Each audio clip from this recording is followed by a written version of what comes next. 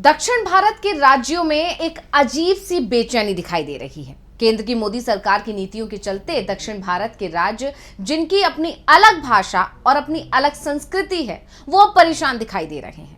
वैसे भी बीजेपी दक्षिण के राज्यों में कमजोर हालत में रही है, इसलिए अब पूरी कोशिश है बीजेपी की कि वो कैसे दक्षिण में मजबूत हो जाए। हालांकि कर्नाटक में उसकी हालत मजबूत है और इसीलिए कर्नाटक को छोड़कर पार्टी के पास कहीं भी मजबूत आधार नहीं है और यही कारण है कि बीजेपी की सियासत में दक्षिण के राज्यों को बहुत ज्यादा महत्व नहीं मिला है। अब मोदी सरकार पर भी ये आरोप लग रहे हैं कि वो दक्षिण भारत की उपेक्षा कर रही है। तेलंगाना, कर्नाटक और तमिलनाडु में बीजेपी के खिलाफ जबरदस्त गुस्सा दिखाई दे रहा है और ये गुस्सा भाषा विवाद को लेकर अब बढ़ता दिखाई दे रहा है, कुछ ज्यादा ही दिख रहा है। इसके साथ ही लोकसभा सीटों के परिसीमन को लेकर भी नाराजगी दिख रही है। यानी जिस दक्षिण को साधने में बीजेपी लगी हुई है, वो दक्षिण अब और ज्यादा नाराज होता जा रहा है।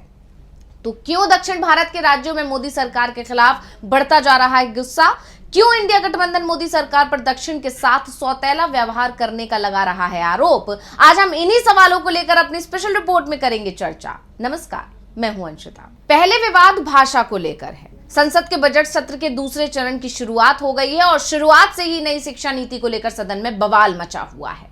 इसके 3 भाषा फॉर्मूले को लेकर केंद्र और तमिलनाडु की डीएमके सरकार के बीच तीखा टकराव दिखाई दे रहा है। यानी डीएमके और बीजेपी आमने सामने आ गई है।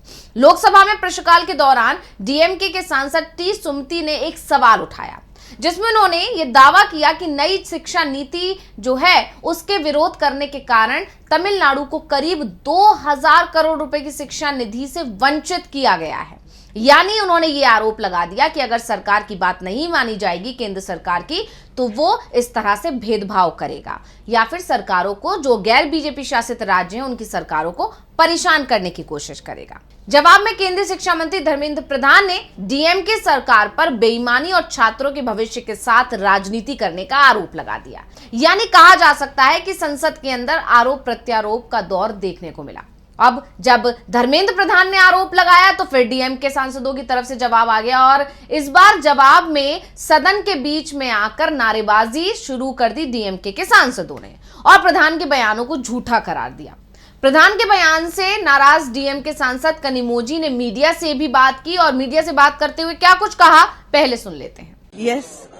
The union government is withholding the money which has to be given to Tamil Nadu, saying that we have to sign the 3-language policy and the national education policy.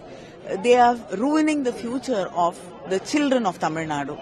They have education is in the concurrent list and they have no right to withhold the funds which has to come to the children of Tamil Nadu. And moreover, yesterday in a reply to the question raised by a member of Tamilchi Thangapandian, a member of the DMK in Lok Sabha, he responded in a very abusive way, saying that we are dishonest, and he was calling the chief minister as super CM.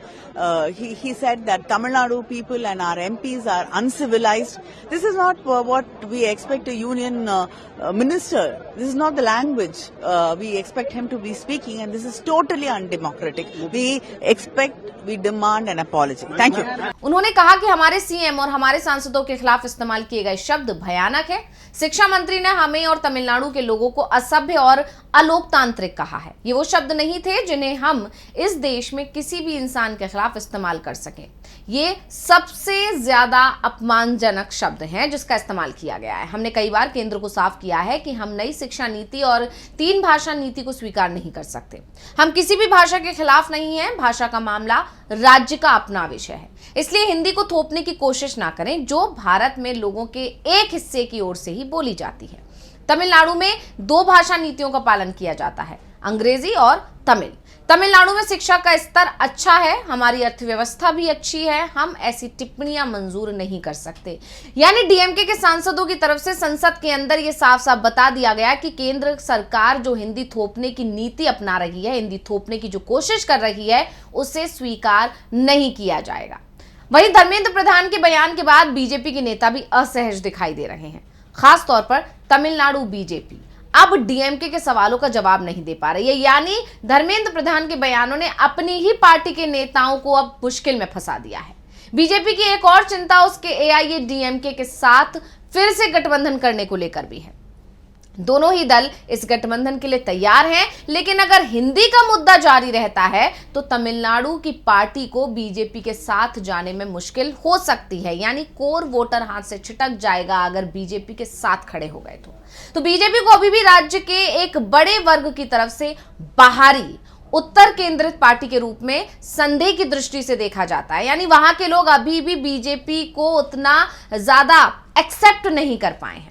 वैसे सिर्फ एक भाषा विवाद ही नहीं है, बल्कि परिसीमन का विवाद भी बीजेपी को परेशान कर रहा है और ये बीजेपी के लिए परेशानी बन गया है। तो अब हम आपको परिसीमन को लेकर भी बताते हैं कि आखिर दक्षिण में इसको लेकर इतनी चिंता क्यों है, क्यों दक्षिण के राज्य परिसीमन से परेशान हैं, क्यों दक्षिण के राज्य परिसीमन की वजह से असहज हो गए हैं।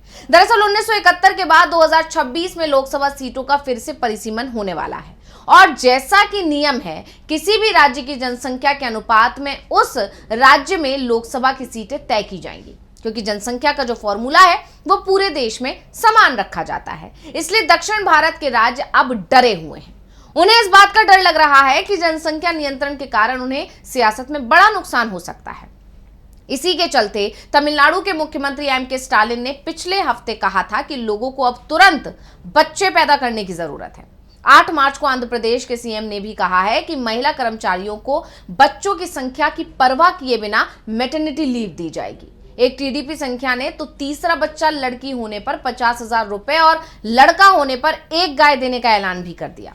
ये सब इसी डर का कारण है कि जितनी जल्दी आबादी बढ़ जाती है उतना ही फायदा आगे होने वाले परिसीमन में मिलेगा, नहीं तो दक्षिण के राज्यों को नुकसान ही उठाना पड़ेगा।